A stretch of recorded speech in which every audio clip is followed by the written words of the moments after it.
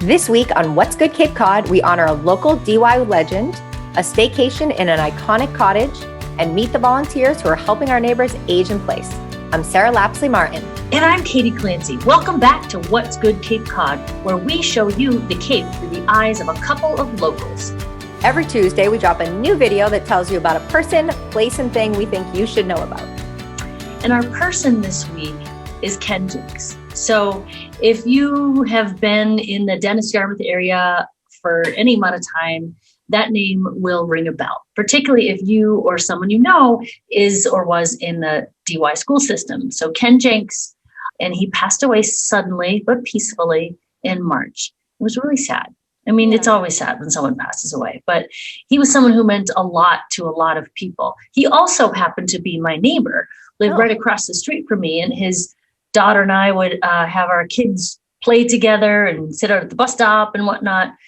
And his wife, Brenda, is amazing, and I love her. We see each other walking all the time. But Ken was kind of a DY legend, and he came to DY in 1984 when I was a freshman in high school, and he was never my teacher. But I looked at, when he passed away kind of unexpectedly. Of course, it was a shock to everyone, and people wanted to respond. So one of the responses that I thought was really telling and moving was, so Alex Pendleton, who is the band director there, talk about a legend.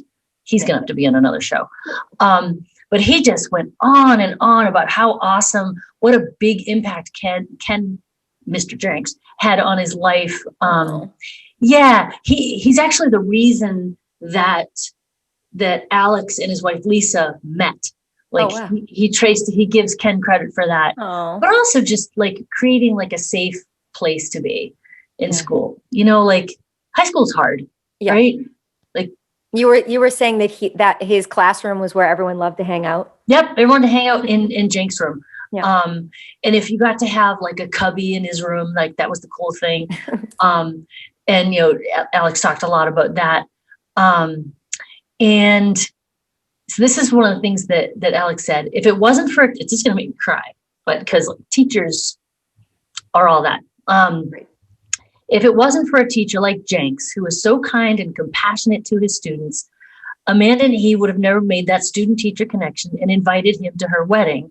I might have never known about the job opening. We might not have had Alex Pendleton at our school, okay? Wow. I might not have known about the job opening, hence never moved back, married Lisa, etc.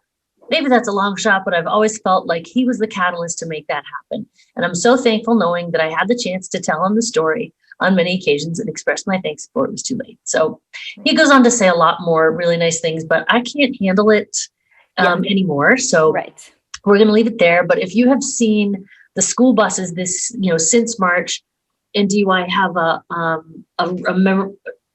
wreath in his memory on all the buses with KJ and the dolphin. I just think that's awesome.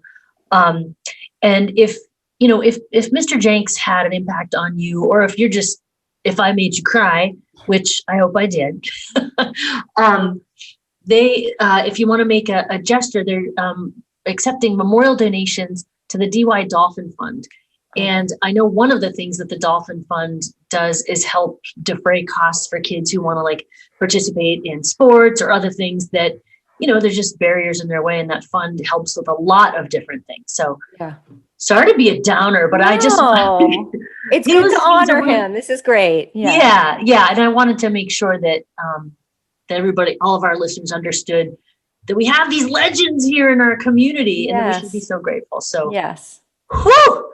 All right, let's move on. Let's move on to our place. Oh, this is so much more fun than crying. So Sarah, tell us about our place. So our place is a nice staycation at the Larkspur. So I just went on a staycation recently, which I hadn't been on vacation in ever. And the only negative was I only spent one night. I wish I could have spent longer, but busy times. So the Larkspur is part of the Days Cottages. And the Days Cottages, they're the white and teal cottages in Truro with the flower names. They're iconic. I mean, they're known, they're in paintings, they're in photographs, they're in films. They're literally known worldwide. Yep.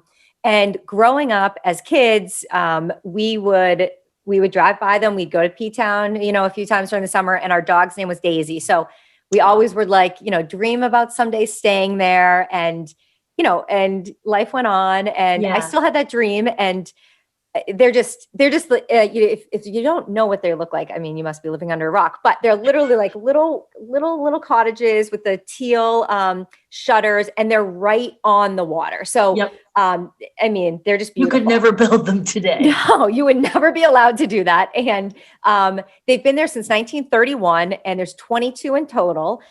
This is their 90-year anniversary, which is amazing that they've held, that timeline. And the thing that was, I actually wish I bought one. No, obviously you always say that, but they were put on, so they were owned by the Days family since 1931. And then a few years ago, they were put on the market.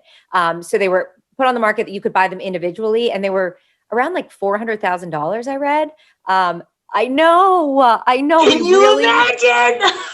I'm kicking myself, Anyways, so 22 lucky people have bought these. They're set up as condos, but so they're all individually owned right now. I got to stay in the Larkspur. So the Larkspur, I came across it. They have an amazing Instagram. And that's where I saw that you could rent it. It was like an Airbnb. Daniela, who lives off Cape, and her husband, Joe, they own it. They're amazing hosts. They've updated the cottage. So, everything outside, they're still how they were, which is great because they have to look like they kind of have to be. You can't go messing with that. But the inside, when you go in, they're amazing. So this one's so cute. They're 450 square feet. So Danielle and her husband, they really used like every little inch. There's like, little hooks here or little drawers here, and the pull-out couch. There's 2 bedrooms. And then they had the pull-out couch in the living room, a huge table, and everything just fit perfectly in there.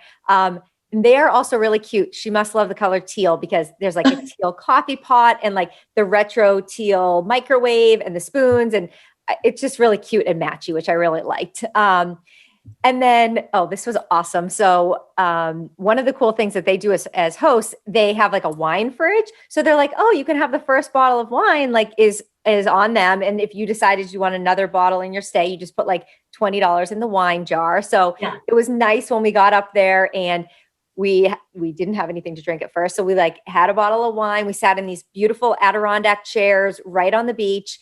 It was a gorgeous day, which was, thank goodness. So that was nice. And it was just so cool to stay in that iconic place. And did you feel like you were actually on vacation? Yeah. And like, you could see the P-Town monument in the distance. The sunset was amazing. And then one of the coolest things, so we needed something. And so there's a little market right across the street. It's Days Market and Deli. Delicious food. There's like wine, like household goods, like just a cute little market, which was literally right across the street, which I loved.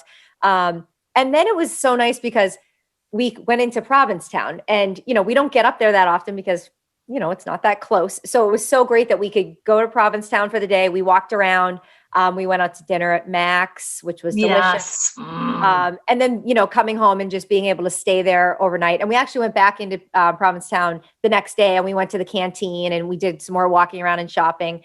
But just such an amazing experience to stay in one of these iconic places. That is so cool. I'm so glad you did that. That's one of the things I love about you, Sarah. You're like, we're going to do a thing. Let's go do the thing right now. And you just do it. I had to reschedule, of course, because life, but I was so excited to finally do it. And, and then if you follow her on Instagram, they actually just bought another little rental house on the water, like in Provincetown. They're doing dog friendly. It's called the Penguin Cottage.